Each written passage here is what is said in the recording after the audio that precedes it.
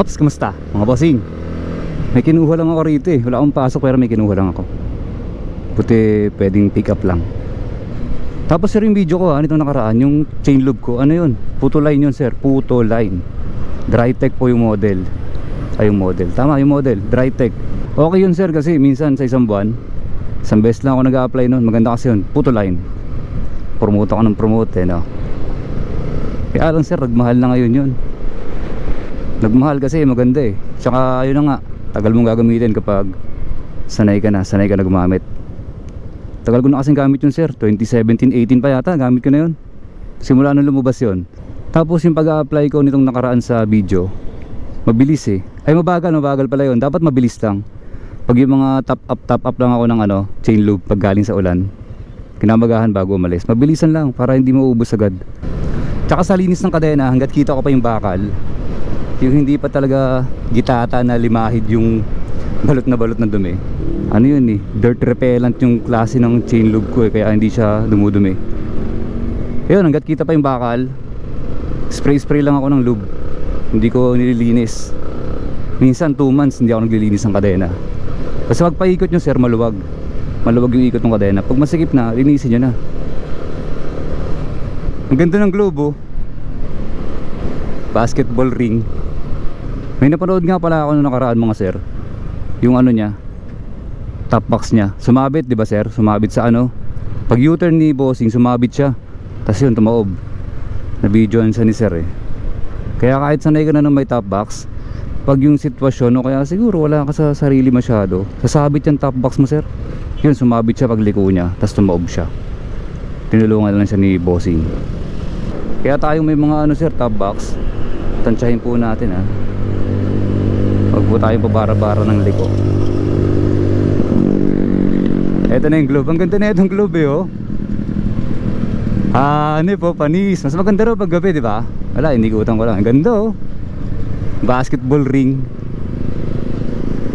Kaya pala eh, sabi ng iba, may kino-construct daw na, ewan ko ano ba yun, istasyon.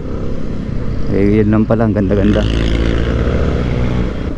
Teka, parang gusto kong ikutan yung dito. Yung pakita ko sa inyo yung sir. Ano to? Emission Testing Center. Naka-rehistro na ako dito sa Sniper. Ba't ganun? Pag bagong rehistro yung motor mo, feeling mo bago talaga ulit. Kaya nasabi ko na nakaraan, brand new condition. Sa feeling mo yun eh. Halimbawa, bagong rehistro, feeling ko bagong bago siya. Pag lalo na siguro pag yung general tune-up, pakiramdam ko bagong bago to. Nirehistro ko na to sir. Okay na okay. Eto sir, kumanan lang ako kasi papakita ko yung pinag-emissionan ko rito. Tapos kwento ko na lang sa inyo yung ginawa ko nung nirehistro ko to. Ang bilis na eh, wala na 1 oras. Naalala ko dati, pag magpaparehistro ka, tagal. Nabubutin ka ng buong araw. Samahan mo na lang sir ng diskarte. Kaya ito, kwento ko sa yung diskarte ko sir. Kaya lang, may U-turn ba doon? Kaya, pwede kaya ako mag-U-turn dito? Wala namang nakasign na no U-turn eh. Sige, mag-U-turn ako dito sir. Ayan, may kasunod tayo, mag-U-turn din. Yung CTPL, hanap kayong CTPL sir. Hindi naman ako pwede magbanggit ng kumpanya. Basta yung akin nasa 290 yung insurance. Ay, third party liability pala. Meron nga 250. Pero ngayon hindi, nag-online na ako 1 day before ako mag-rest day, mag-day off. Nag-online ako ng ganun no. Tapos in-email sa akin. Nagdududa pa ako eh, duda pa eh kung papasa sa LTO eh. Yung pala pasado. Try nyo yun sir, mag-email na lang din kayo ng CTPL. O pwede rin doon kayo mismo sa LTO na stasyon. Eh di nag na nga ako, diba, insurance ngayong araw. Tapos kinamagahan 7 pumunta na ako dito. Parang 15 minutes lang yata ako dito eh, 500 pesos to eh. O di na ako, 290 plus 500 emission. Tapos ano ba next? Ayun, pagkatapos dyan, punta na ako sa LTO sir, 260 something. Basta ang total ng registro ko 1,050 pesos. Mga ganun lang. Dito sir oh. Ayan oh, emission. Okay na okay po dyan. After niyang emission, di ba meron na akong CTPL emission. Tapos pagpunta ko sa LTO, wala na, bilis na. Wala pang 30 minutes yata yun. Ewan ko, basta bilis. Dami pong lumalabas, nasasakyan na malulupit. Ayun lang naman, nakarehistro na to ulit. Brand new feels. brand new feels. Tas yun nga pala, eh yung mga ganyan, mga pasuyo, palakad, kung wala ka talagang time o marami kang budget naman, wala, hindi na mawawala sir eh, diba? Kunyari wala kang time, no, punta ka dun tapos pasuyo naman, oy padulas, oh hanep. Hanap na kayo sir sa inyo ng emission na malapit dyan. Pwede nyo namang unahin yan eh. Hindi ko lang natanong kung pwede bang 1 week before registration magpa-emission ka na sir. Gusto nilang patanggal tong fast lane. Papatanggal pa eh, wag na.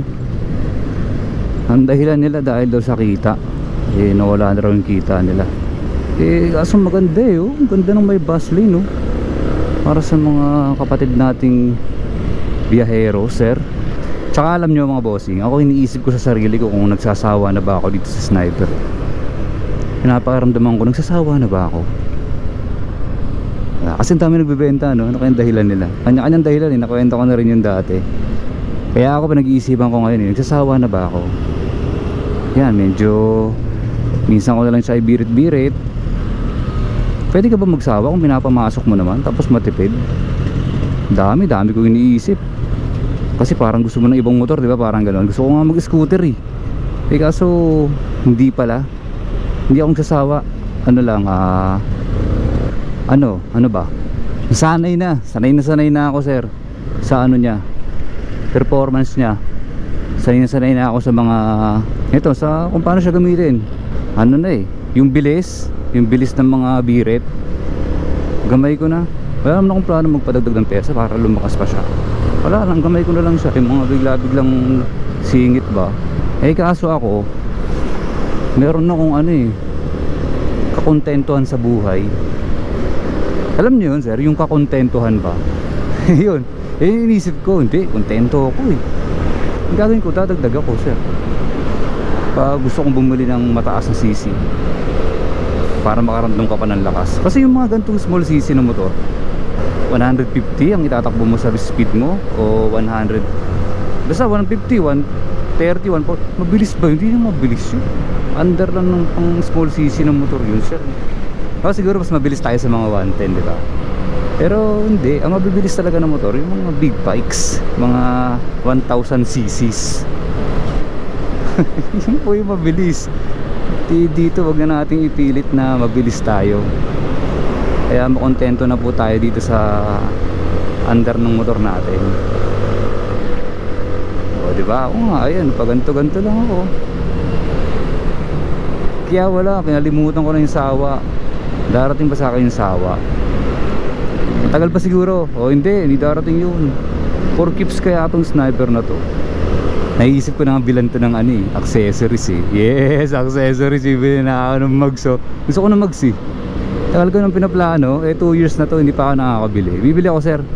Bili ako mags.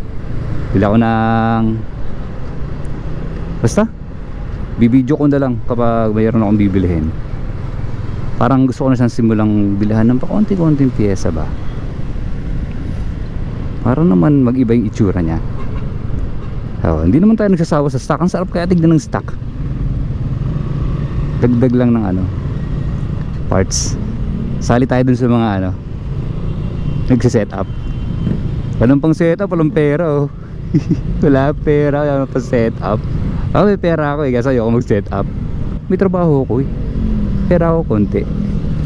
Kaya bilan natin siya konti ng iba pa bukod sa mags.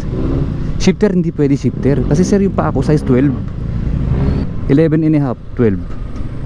Pwede ako mag 11 pero sikip na. Tapos 5'9" ako. Pag nag shifter ako, kukulubot na tutupi na yung tuhod ko ganun. Wink. Okay pa rin kung experience lang na shifter, pwede. Pero hindi na siguro ako bibili. Paano po ko second hand? May experience ko lang ba yung nakatiklop yung tuhod? O kaya pengi na lang sir, baka sawa ka na sa'yo.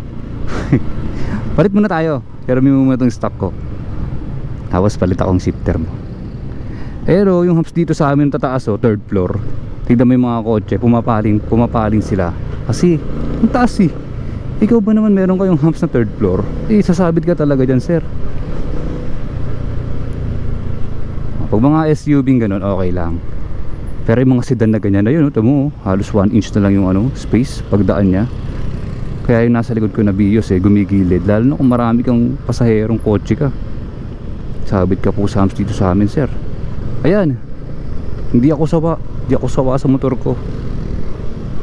Yung iba sawa. Ako hindi po.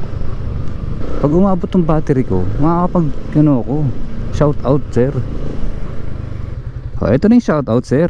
Shout out Full Bacon, Aldwin Apostol, Jervin Policarpio, Rester Lauro, Carlo Triunfante, Lay Ronas family from Makati City, shout out. Jess TV, John, Roderick Villegas, sino to? Fatrat, Mikarov, Alo Angeles, John Michael Dinoy, Shannon Dre Sandoval, Elk Franco, Alwen Dumo. Tapos wala na, yun lang, nakapag shoutout ako. Paano, hanggang dito na lang muna. Salamat.